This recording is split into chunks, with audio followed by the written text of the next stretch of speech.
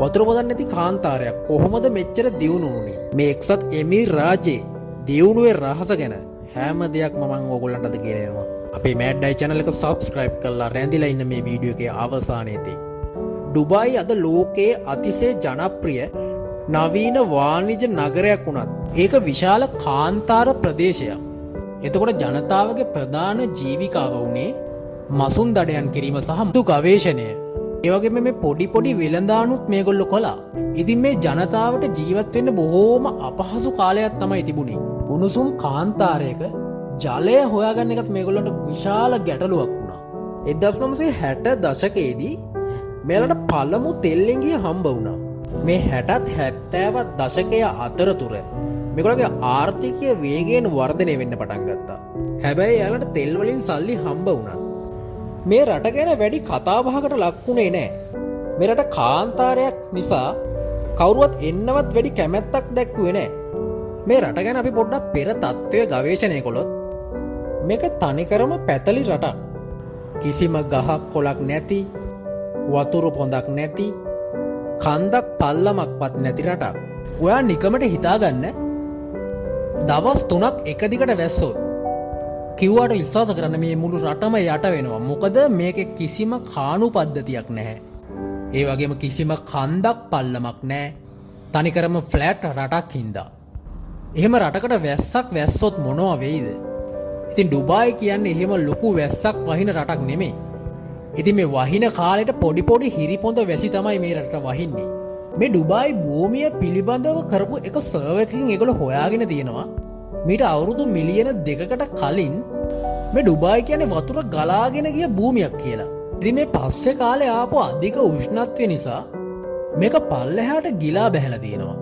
ඉතින් මේගොල්ලෝ කියන දෙයක් තමයි, මේගොල්ලෝ අනුමාන කරන දෙයක් තමයි මේ කලින් ගලපු විදිහටම මේක පොළොවේ යටින් ගලාගෙන යනවා කියලා.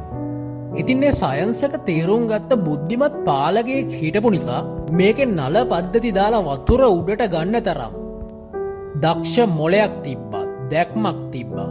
ඉතින් මේ රට ගත්තොත් කිසිම ගහක් කොළක් වෙවෙන්නේ නැහැ.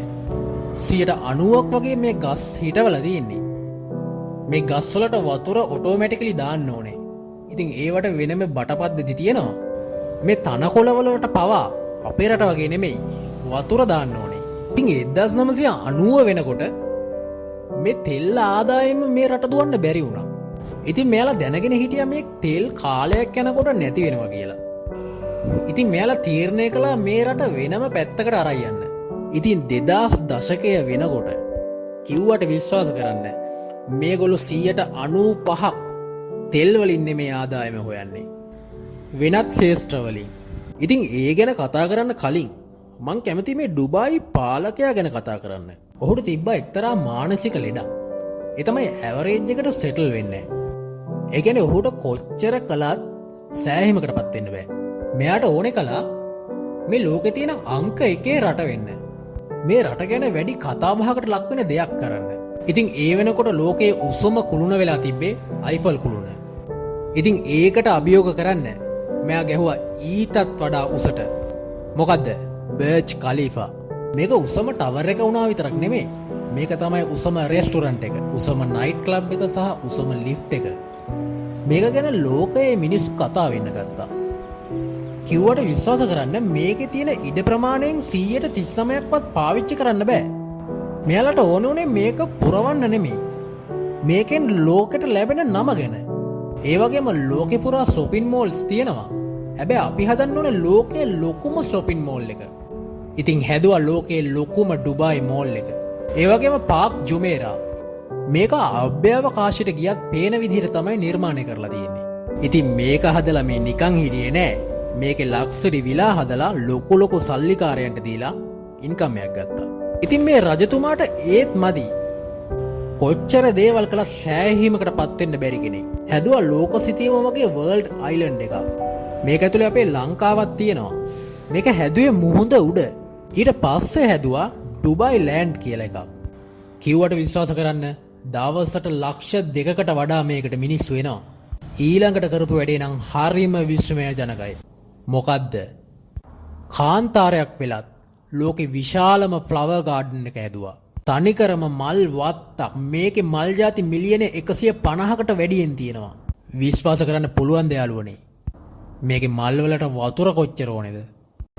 ඒ විතරක් නෙමෙයි ලෝකේ ලොකුම රෙසිඩන්ට් බිල්ඩින් එක. ප්‍රින්සස් ටාවර්. ලෝකේ ලොකුම එක්ස්ප්‍රෝ එක.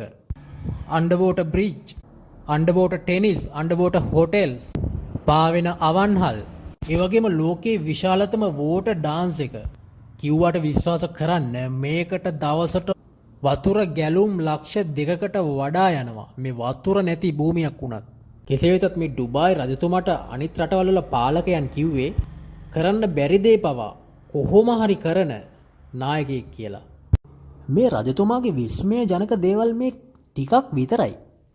ඉතින් මං තවත් වීඩියෝ එකකින් මෙතුමාගේ ජීවිත කතාව සහ එක්සත් එමීර් රාජ්‍ය ගැන තවදුරටත් කතා කරන්න බලාපොරොත්තු වෙනවා. එතකම් මගේ මෑඩ් අයි channel එක subscribe කරලා තියාගන්න.